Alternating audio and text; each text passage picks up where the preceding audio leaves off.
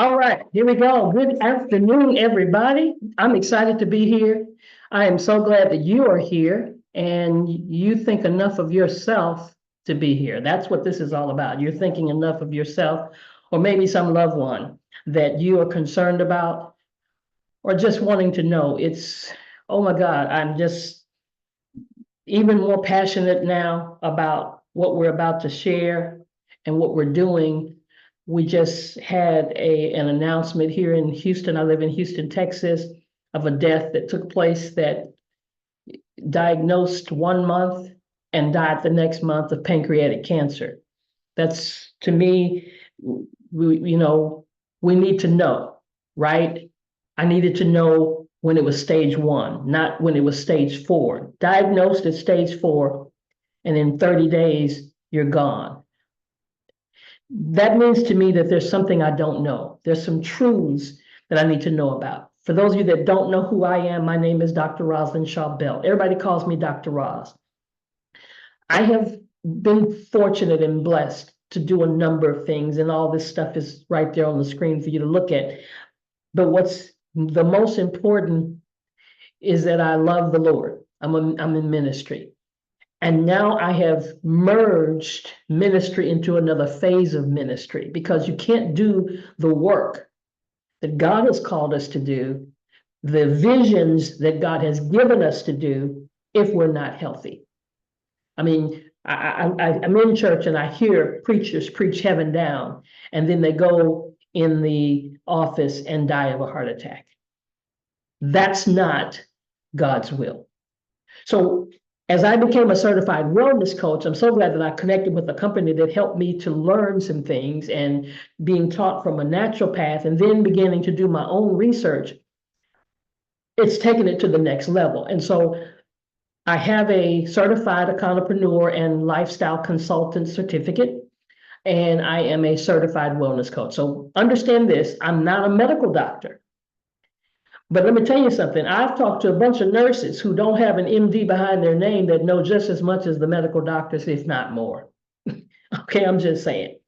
So here's my message today. Here's the powerful thing that we want to talk about today. Are we dealing with health care, or are we dealing with sick care?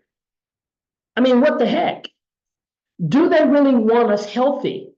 And I bet everybody on this right now, you can type it in the chat. Do you think they want us healthy? That's not a hard question to figure out when you think about how many people are sick and how many people are healthy.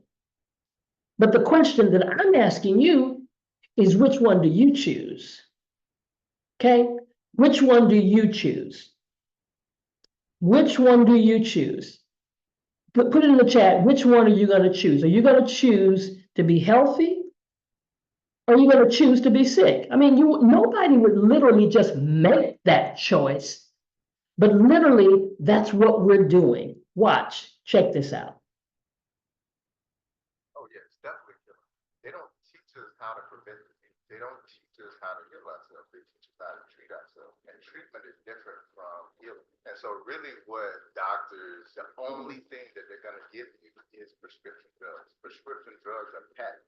You can't patent nature. And because you can't patent nature and make no money off of it, they're never going to incentivize people that's healthy, or give them grocery store list. That's it. That's all they're gonna give us. My husband went to the doctor one time, and there was a brand new doctor that he went to see. Had never seen that doctor before in his life. When he came out, one that kept him there too long, his blood pressure had risen because he needed to go back to work. But the thing is, she gave him a prescription for high blood pressure. She had never seen him before, doesn't know how he eats, doesn't know what his lifestyle is about, doesn't know if he exercises, and didn't even take the time to ask those questions. We want to turn now to a series of stories that we are doing this week on how U.S. food regulations have left American consumers exposed to chemicals and additives that have been banned in other countries. CBS's Holly Williams goes in depth to show us how some of these ingredients may be linked to cancer and other health-related issues. Baguette to focaccia.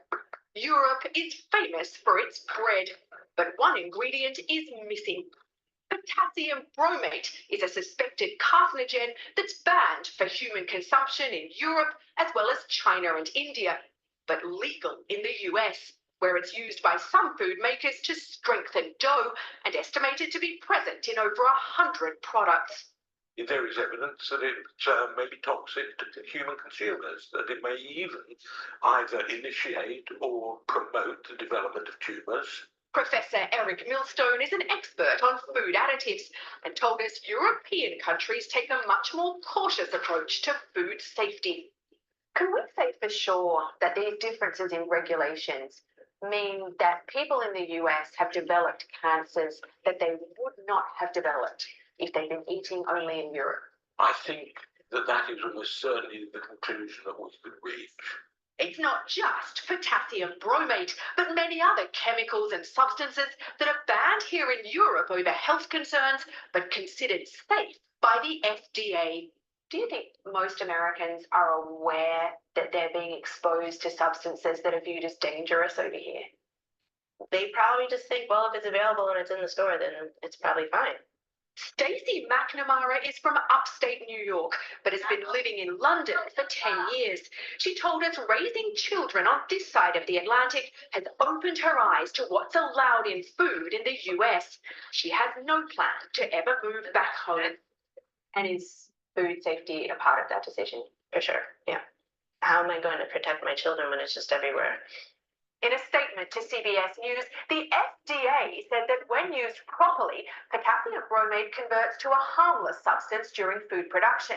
But at the same time, Nora, it acknowledged that not all potassium bromate may convert, saying control measures can minimize the amount in food. When used Holly Williams, thank you. properly, she said, when used properly?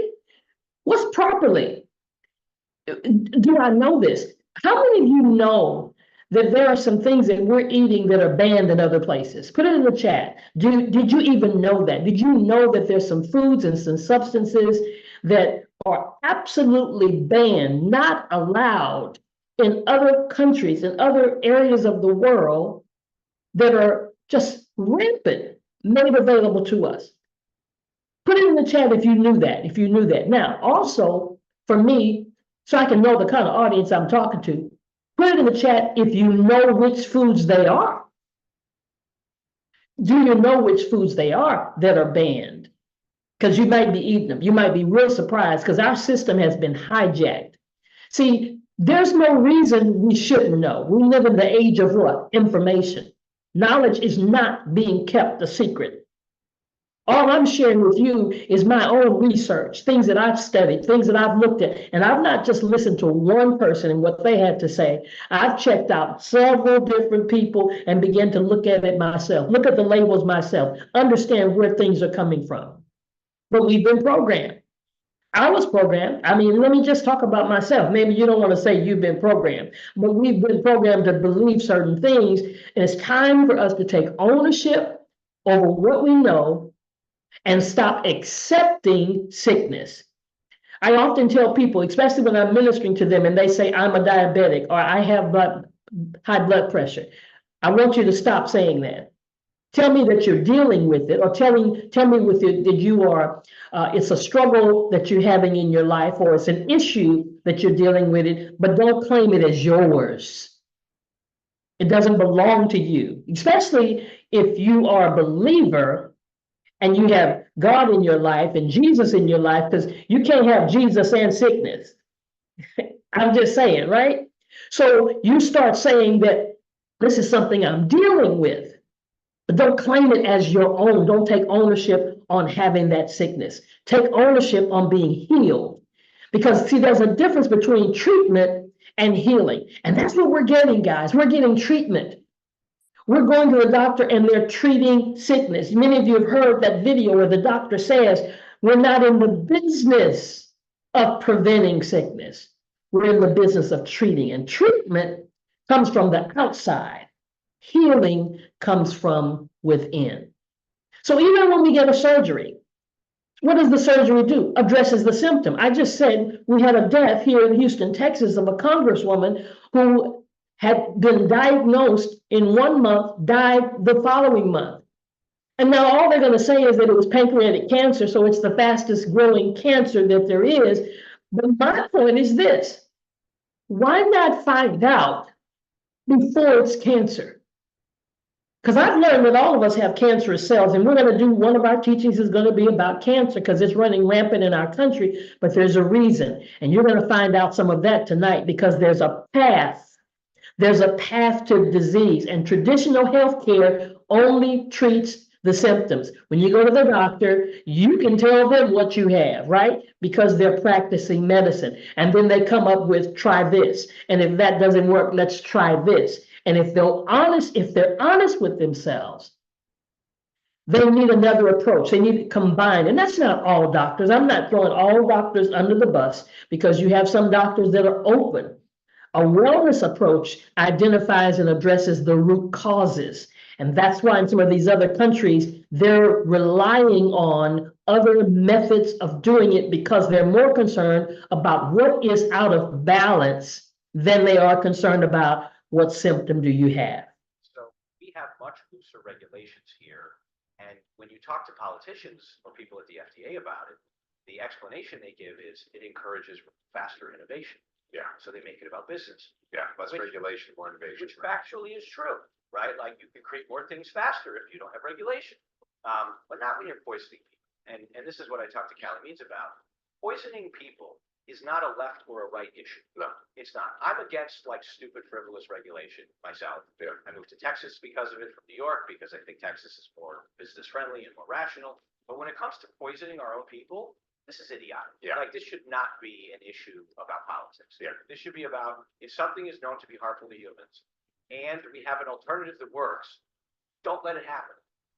Don't let it happen. I mean, it's not about a race, creed, a color, a denomination, a sex. It's not about politics, whether you're Democrat, Republican, or other. It's about living. It's about our health.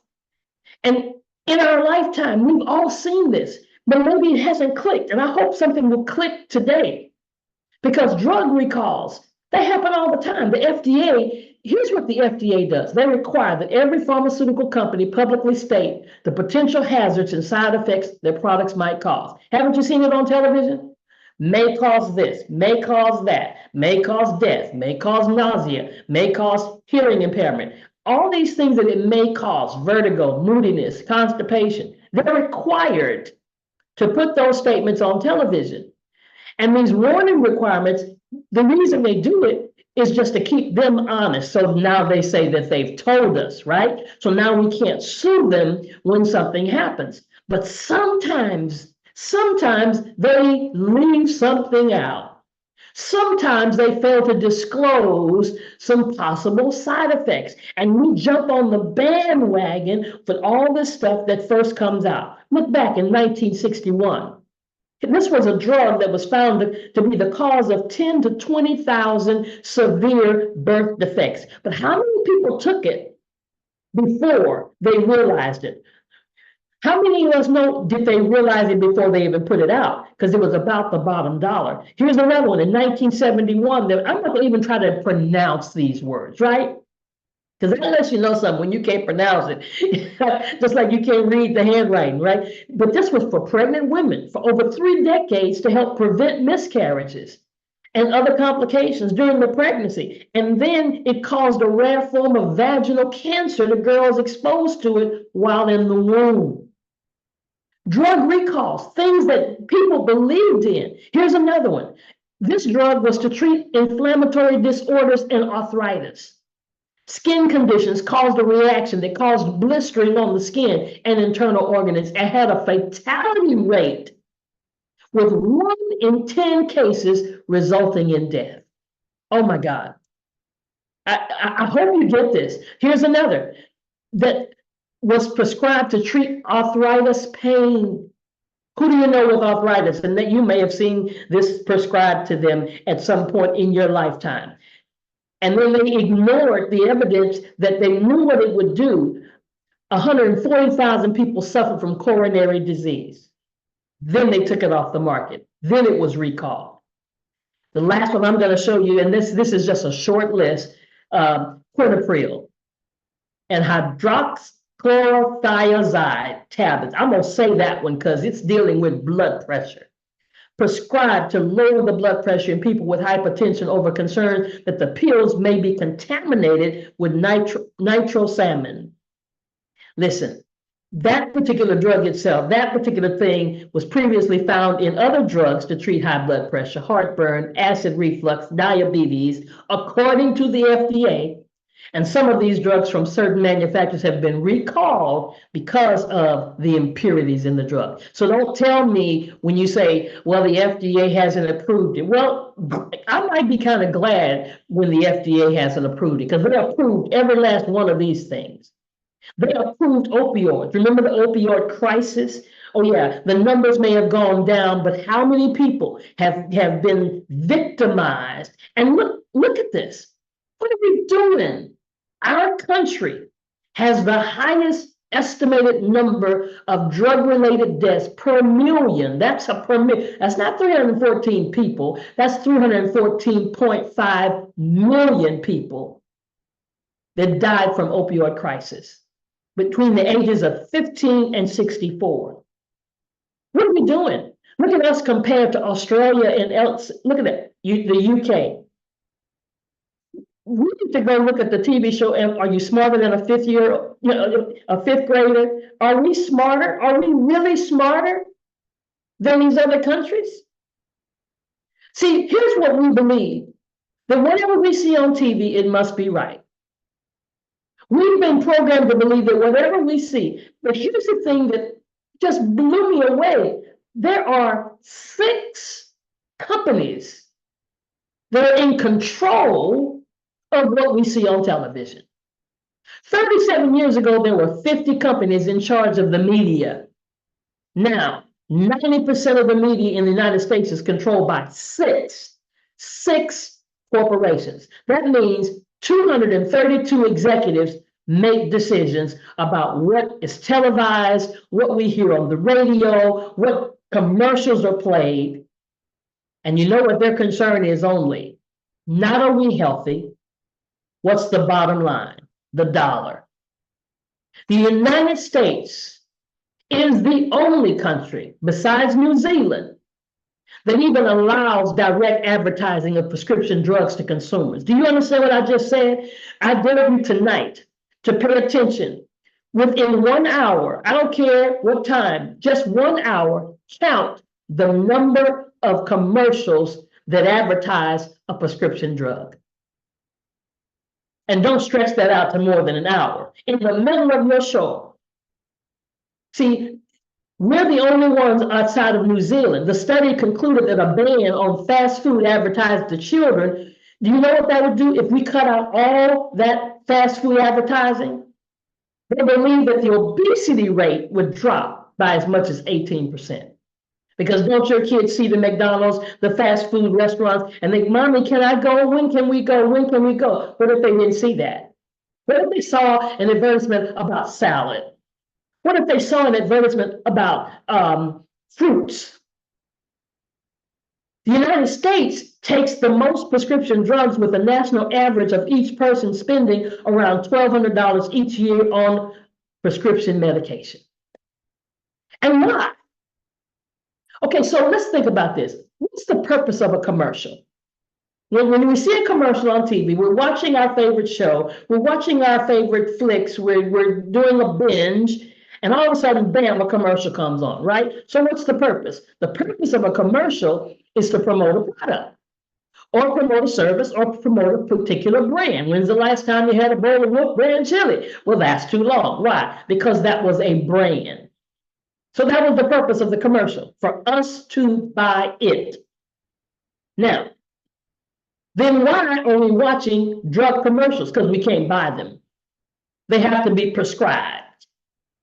Yeah, you just can't go and buy that particular commercial that's talking about that drug. You've got to go to the doctor and it's got to be prescribed. So why do the pharmaceutical companies advertise prescription drugs to the public?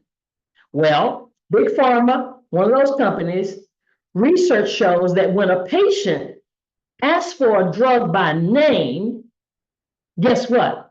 The doctor will prescribe it 9 out of 10 times. Bam. Drug companies believe that this is the effective way to drive the market share, because we'll see it and then we'll ask that doctor for it. Here's one of the biggest ones. Have you seen these? Have you seen these commercials? Right. So we've seen these commercials, and guess what? Now we go in there because we have insulin problems or diabetes problems, and now we're going to ask the doctor, okay, I need to get Humira. Can you write me a prescription for Lipitor? Only because you saw the commercial. So there's a video that's by a gentleman, that one of the mentors that I follow, named Dr. Bobby Price, and he says that John D. Rockefeller donated $100 million in grants to according to the Flexner's report, to John D. Hopkins. That's a medical school. And as long as they would not teach about natural herbs, Reiki healing, chiropractical acupuncture, and only patented drugs, then they would go ahead and accept that grant money. Wow. Okay.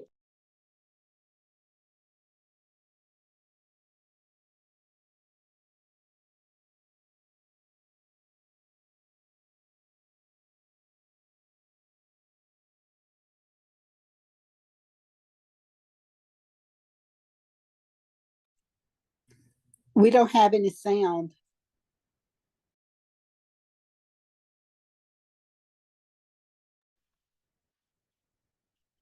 To discuss it.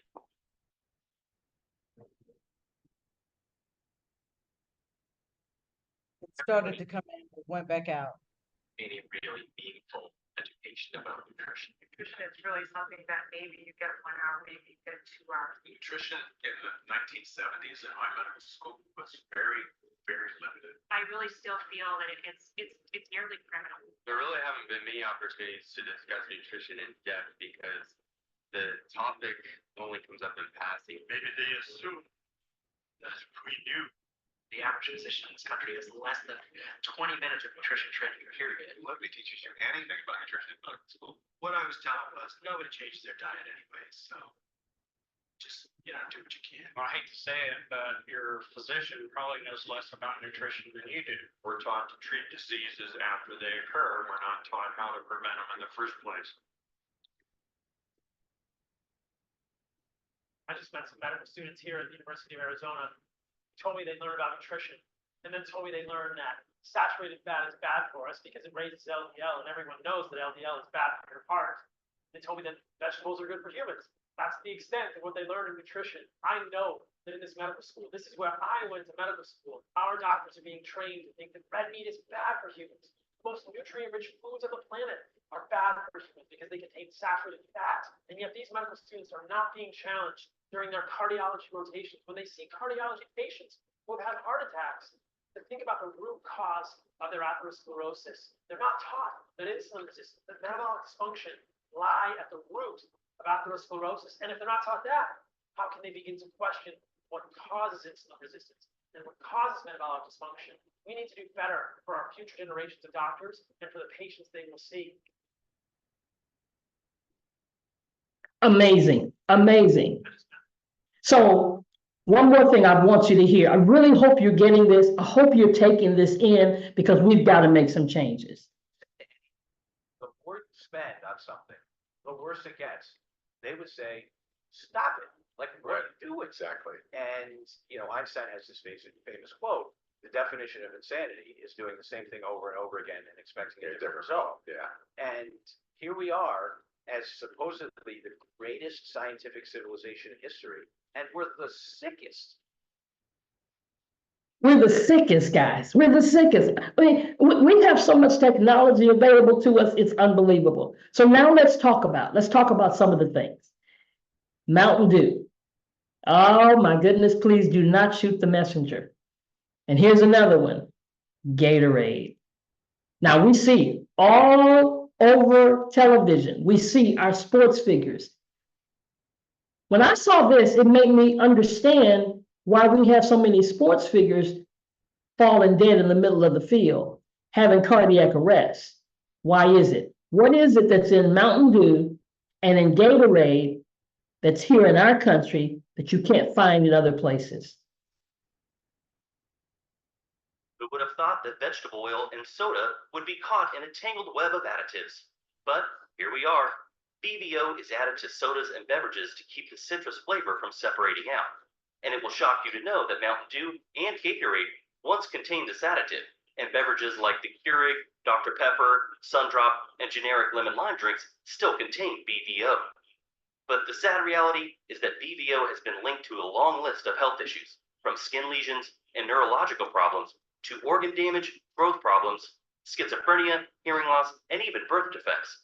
And apparently, Japan realized this back in 2010 when they banned BVO, followed by Europe in 2011. So America, what are you waiting for? It's time to take BVO to the curb and start enjoying your sodas and beverages without the added risks. Trust us, your body will thank you for it.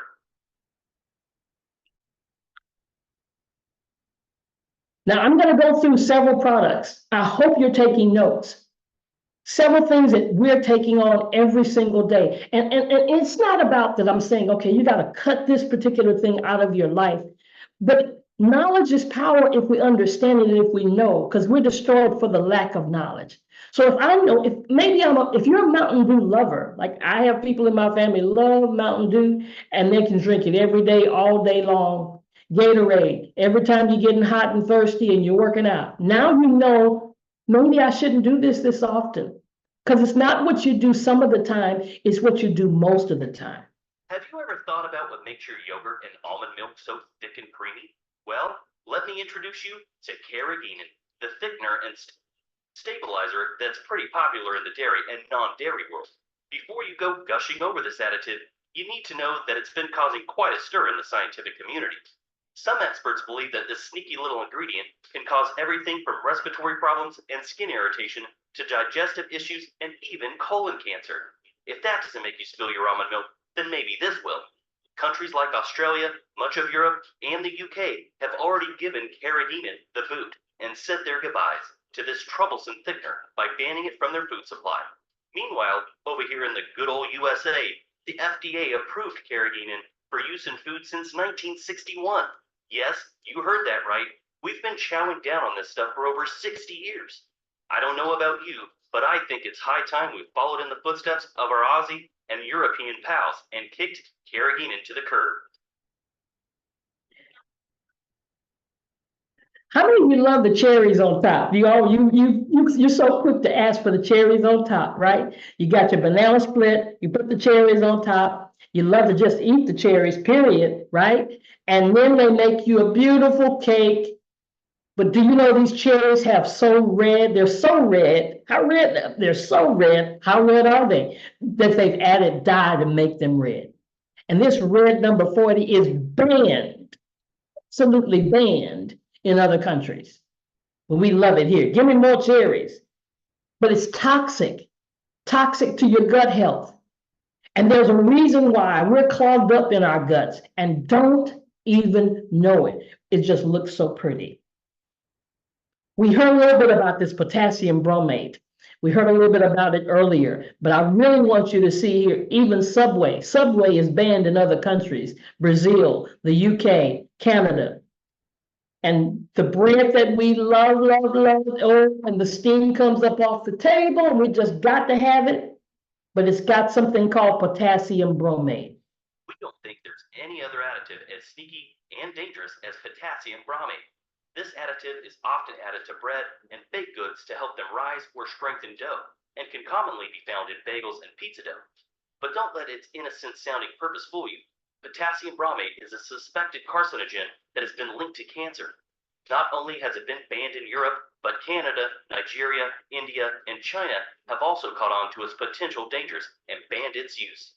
And in case you need more convincing, in a recent interview with CBS Evening News, food additives expert Professor Eric Millstone revealed that potassium bromate may be toxic to human consumers and could even initiate or promote tumor development.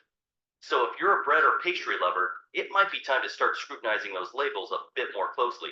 After all, our health is worth the extra effort. Our health is really worth the extra effort, guys. I don't know about you, my health is worth that. I want to live to be over 100 years of age, but I want to be thriving. I want to be moving. I don't want to be in a wheelchair. I don't want you to have to feed me. So I need to educate myself.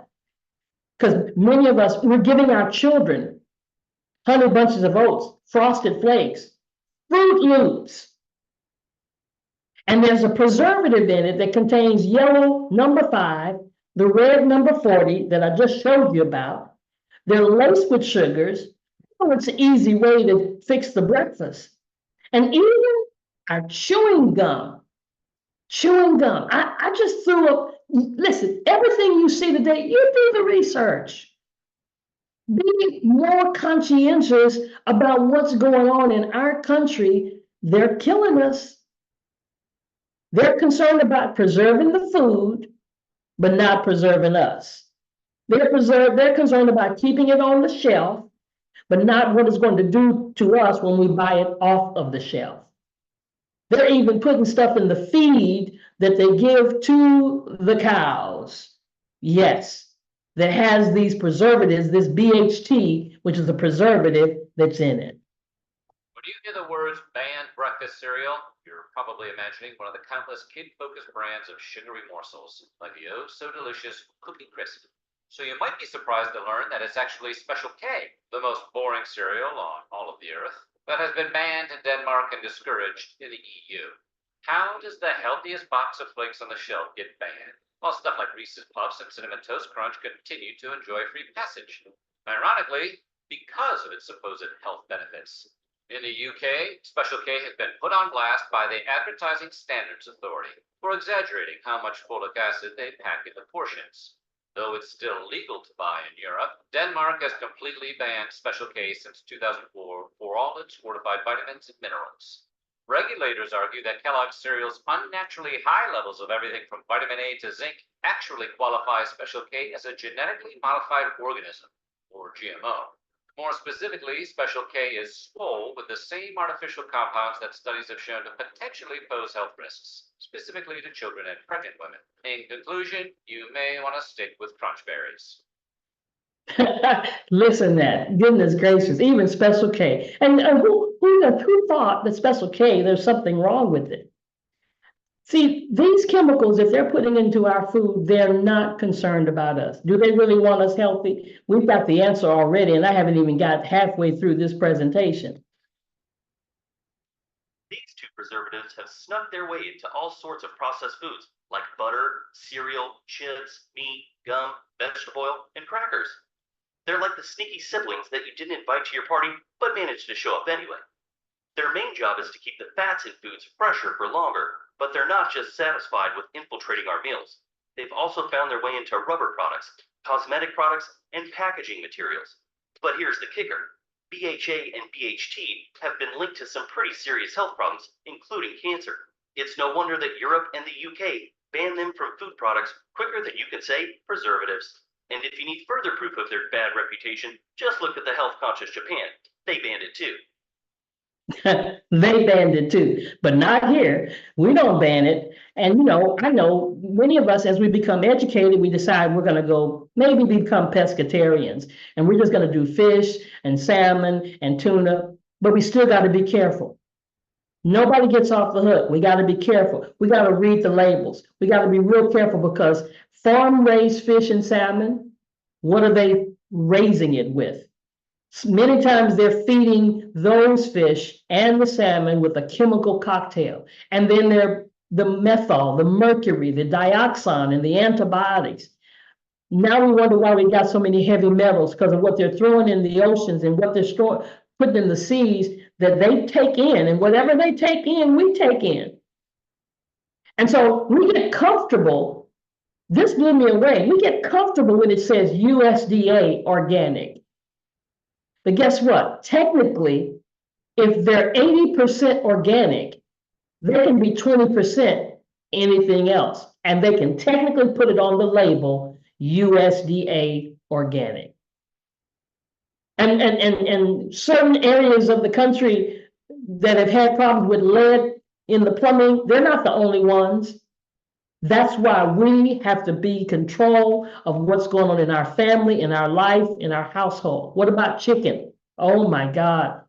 Do you know that United States chicken, our chicken is banned in European Union? That's 44 countries that won't allow it. Why? Because we wash ours with chlorine.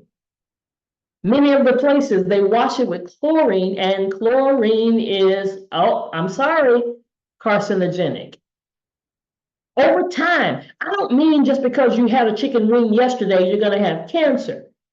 But I need you to take note of how many times have you been eating it in your lifetime. There is a reason why so many people are being diagnosed with cancer.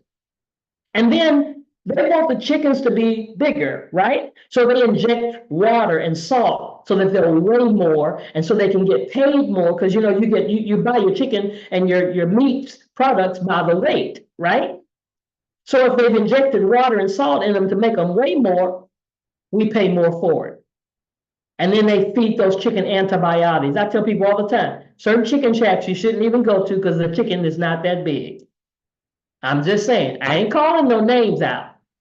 Hygiene in America often comes down to dousing stuff in a chlorine bath and calling it FDA approved, and chicken is no exception.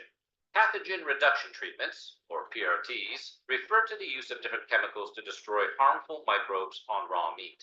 Somewhere along the line, American food regulators decided a quick chlorine shot was the best way to kill salmonella and other bacteria on uncooked poultry. Chlorine marinade. And look, it's not that the EU is against taking a long gulp from the public pool now and then. In fact, the risks posed by chlorine consumption are relatively low. The bigger concern is that the chlorine baths are just an eye-burning band-aid on a larger problem, the tip of the beak, so to speak. They're worried that the PRTs are insufficient to deal with more than just the normal bacteria and don't get at a potential contamination from things like low-quality feed to unsanitary coops on farms. The EU called the chlorine rinse an easy fix, arguing no chemical rinse will ever remove all bacteria from being heavily contaminated as a result of poor hygiene. That hurts extra to hear it from the French. Goodness gracious. The more I see this, the more I gotta say, no, I'm not doing it. I'm not doing it. Most of us already know this. We know that corn is genetically modified. You know how you know that? Because you eat the corn on the cob. I love it, love it, love it, with all that butter and everything on it. Look in your stool and you still see the whole kernel. It did not even digest, right? So you understand that it's genetically modified. It's been sprayed with atrazone. It disrupts the endocrine system. It increases your estrogen, and it leads to cancers in men and women. Now, we've said that a couple of times, and we're not even teaching on cancer right now. We're talking about foods that are causing disease that are banned in other countries that we use here. But if you add all these together, we've said the corn, we've said the chicken. See, when you multiply all the different foods that we eat that actually have the same concerns, now we understand why the rates of cancer going up, the blood pressure going up, the diabetes going up. Because it's not about just the one food that we indulge, it's the multiple things. Colorful food dyes like red number 40 and yellow 5 might make your snacks and sweets look more appealing, but they could be causing some serious damage behind the scenes. Studies have linked these dyes to hyperactivity and other behavioral problems, especially in children.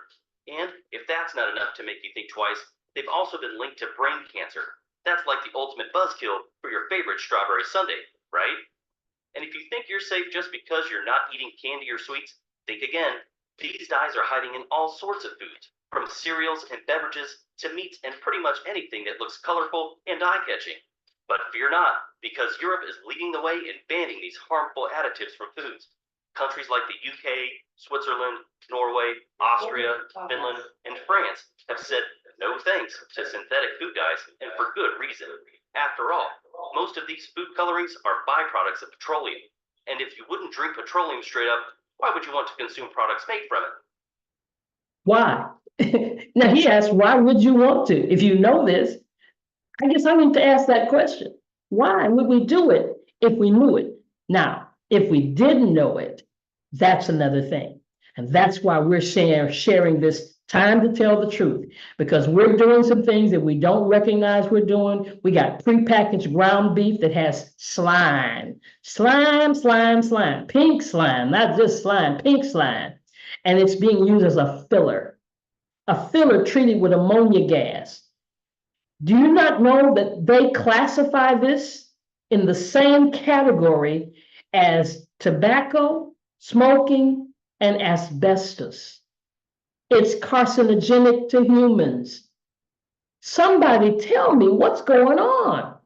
What are we doing to ourselves? If we understand this, are we going to say, I'm just going to ignore it? I feel like this can't be true. Why wouldn't they have told me this? Because they don't want you healthy. Little Debbie has been providing Americans with comfort snack food since the 1960s, with their variety of zebra cakes, star crunches, nutty bars, fudge rounds, and cosmic brownies. But their big claim to fame, as anyone who has ever had their lunch packed by a parent can attest, is the Little Debbie Swiss Rolls, a mixture of rich chocolate cake and butter-creamy filling. Over 900 million cartons of Little Debbie products are shipped each year, but none of those cartons go anywhere near Austria or Norway. Blame those rascally additives, yellow 5 and red 40. Swiss rolls contain 32 milligrams of dye per product, and in those quantities, they've been shown to have an adverse effect on children. And we're not just talking about causing hyperactivity, although one study found that cutting all artificial food coloring from diets may be 1/2 as effective as prescribing kids Ritalin. And while we can't prove there's a direct connection between artificial food coloring and cancer, it can cause damage to the white blood cells, causing them to mutate after only 3 hours. Exposure to these dyes could cause tumor cells to multiply way more rapidly. For that reason, researchers say a high chronic intake of food colorings throughout the entire life is not advisable. If only they weren't so delicious. Surprisingly, you can buy Little Debbie's Swiss rolls in the EU, but they come with warning labels advising parents of the potential dangers to kids. You know, like cigarettes. So now, if you saw that warning label on some sweets that you bought for your kids, would that make a difference? See, they don't put that warning label on our products. That warning label is on our cigarettes, and we still smoke. But would you give that to your little one if you saw that warning label? I think not. And a lot of times we've made changes in our life. We say, okay, I'm gonna cut back on my sugar, so I'm gonna just start using some artificial sweeteners like stevia. But it's banned from the European Union since 1999 because it's got toxins that affect the gut, and it causes sugar imbalance leading to diabetes and obesity. And it's got neurotoxins that affect our blood sugar and our brain. Are we having an increase on dementia in the United States? An increase everywhere we look. We got more and more of our seniors, more and more people moving into that vein of Alzheimer. Isn't there a reason that this is happening? Because we're doing some stuff that was not taking place in the lives of our great-great-grandparents. No, they didn't have all this stuff. They didn't have all this processed food. Matter of fact, they had the cows in the backyard. They didn't do what we're doing, injecting cows to increase the production because there's such a demand for it. They told us milk does the body good. Now let's think about it. When's the last time you saw that commercial? See, everything they put in the cow, everything they put in every animal, whatever that animal consumes, we consume it. Even if they break it down into the cheese or the yogurt or the sour cream or whatever.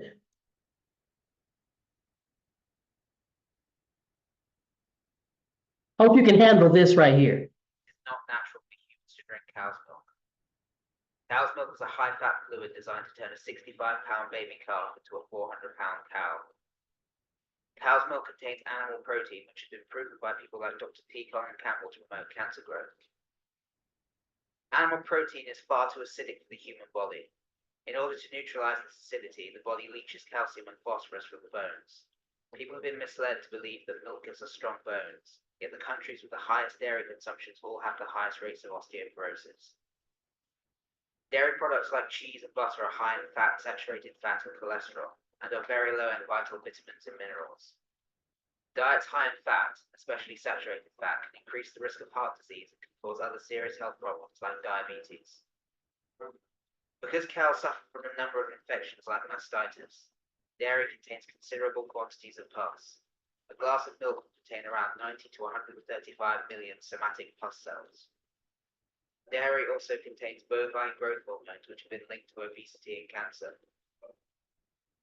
It also contains antibiotics and contaminants like blood and feces. Cow's milk also contains casomorphins, a form of morphine which is highly addictive. Fortunately, there are many non-dairy alternatives, and a whole foods plant-based diet can provide all the essential nutrients for long-term health. What is our excuse? What is our excuse now? After we've seen this, what excuse do we have? Can I go looking for some non-dairy things? Can I at least try them? Don't assume that they don't taste good if you haven't even tried them for yourself.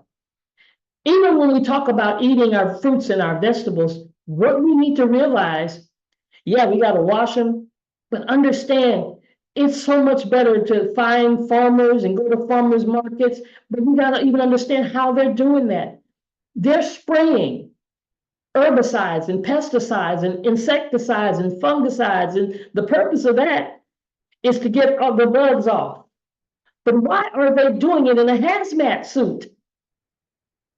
If it's so good for us, why are they in a hazmat suit? Because it's chemicals that could do damage to them. Well, if the chemicals could do damage to them, what are they doing to us?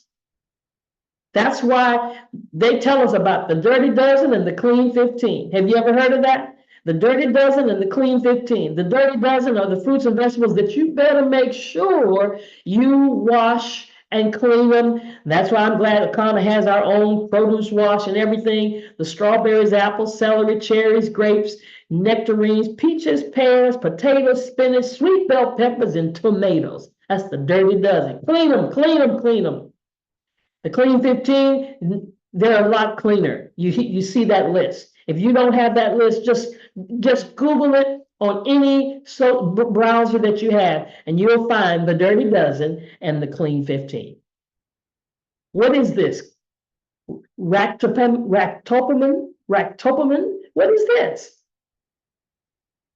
This dangerous drug is given to some farm animals in the U.S. to promote growth, and it's often found in pork and beef. But here's the kicker. This product has been banned in almost every part of the world, including all of Europe. Yep, you heard that right. The rest of the world has said no way to ractopamine due to safety concerns. But for some reason, it's still legal in the good old USA. It makes you wonder, doesn't it? Why is this additive still allowed to be used in our food supply when the rest of the world has deemed it too risky? Are powerful lobbyists working behind the scenes to put profits over people's health? One thing's for sure, if deceit was an additive, ractopamine would definitely pass for one. Why are they doing this to us? It's the pocketbook. When you talk about food in the can, and I was raised up with it, $3 for $4, $4 for $5 for $1. The can, the jars, the linings.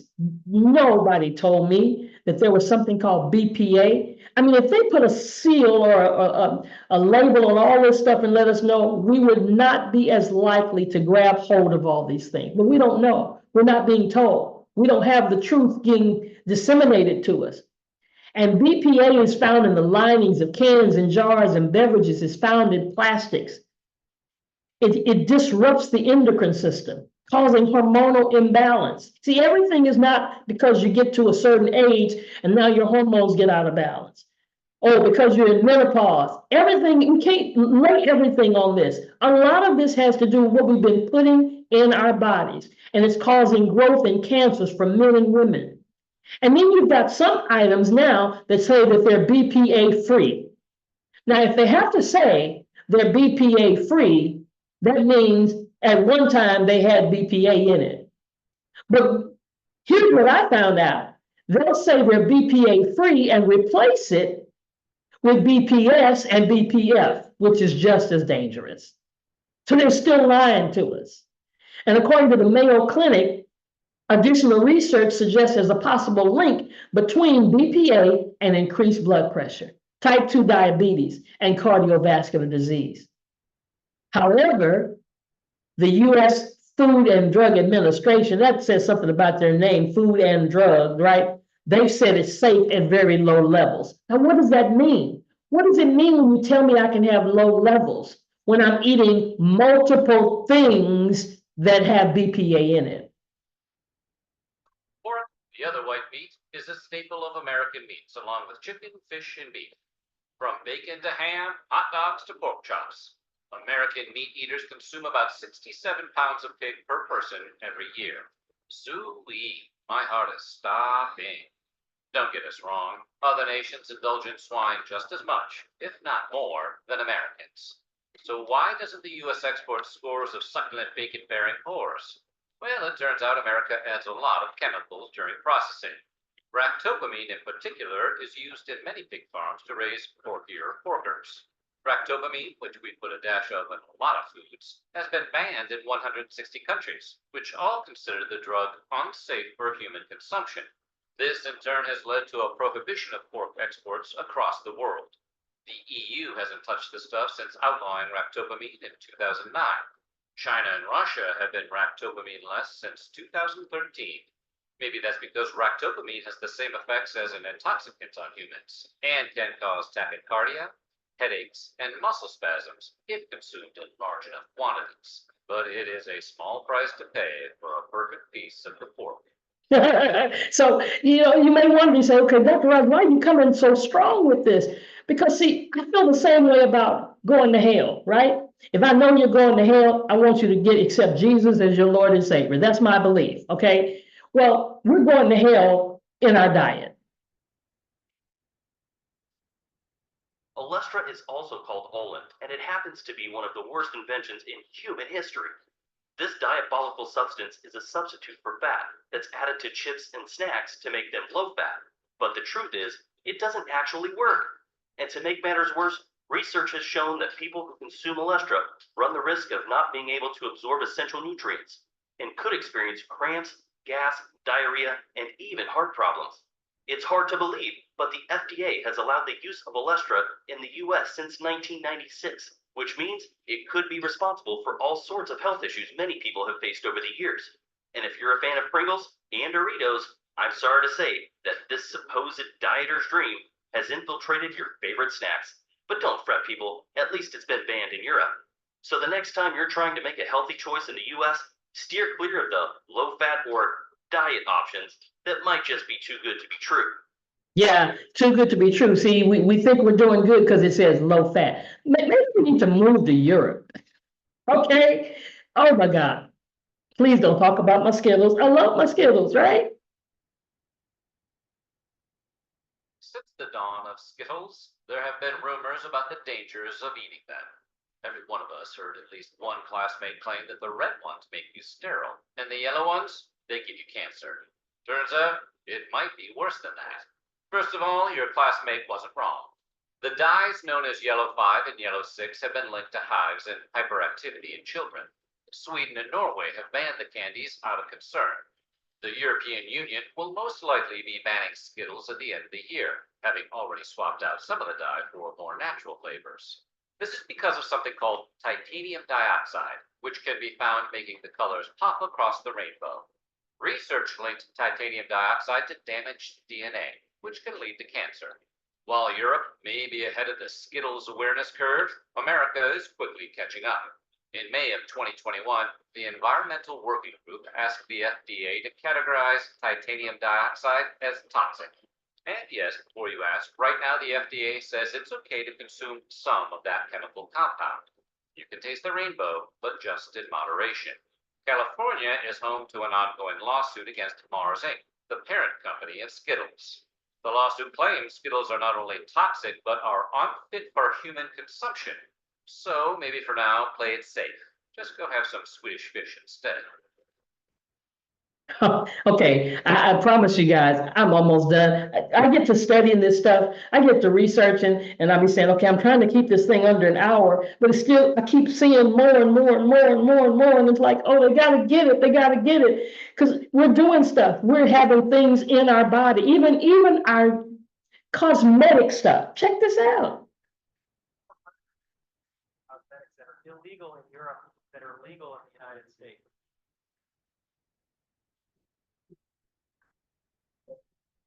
Flame retardants show up in a lot of different products. One of the most common places to find them is in mattresses. One interesting thing is that flame retardants accumulate in fat tissue. Which is why they often show up in breast tissue.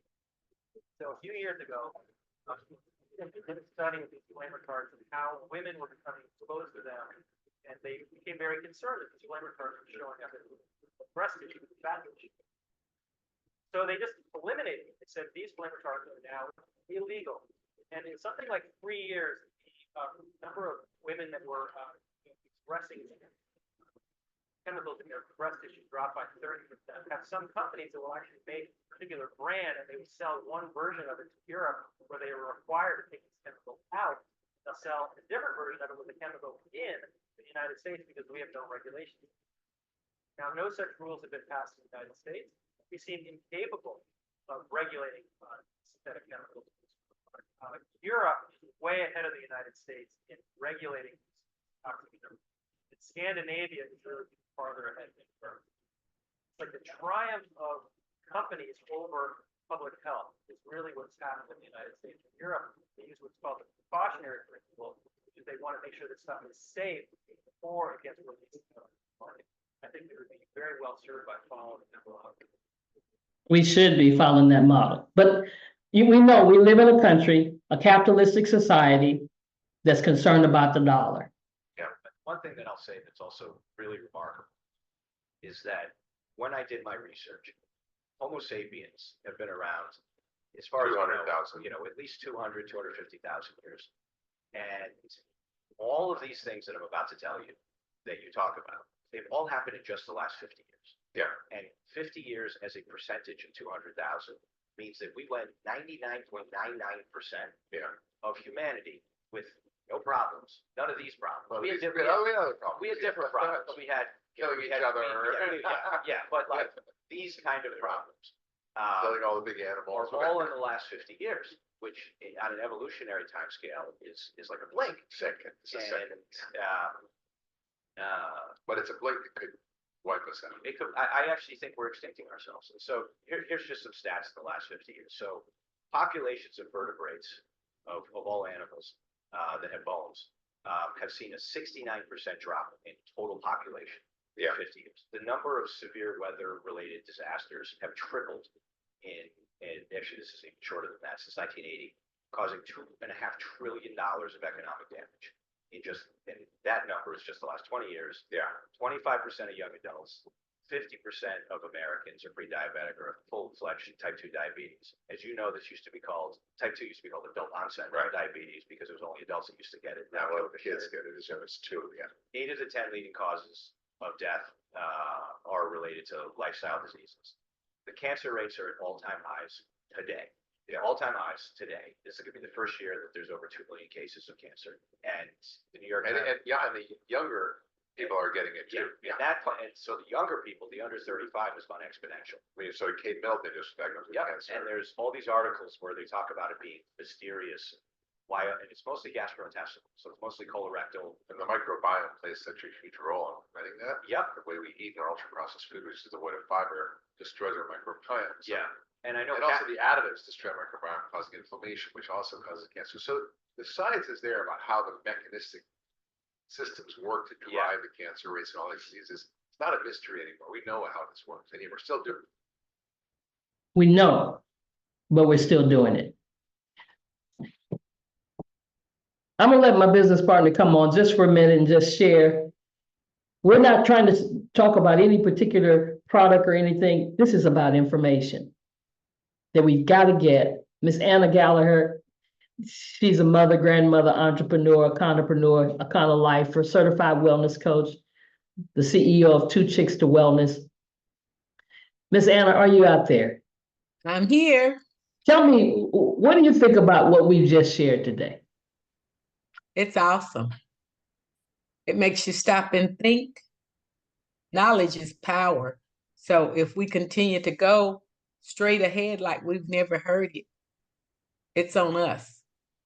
Because once we get the knowledge, we should use it to help ourselves and other people. I'm gonna stop sharing. I'm gonna stop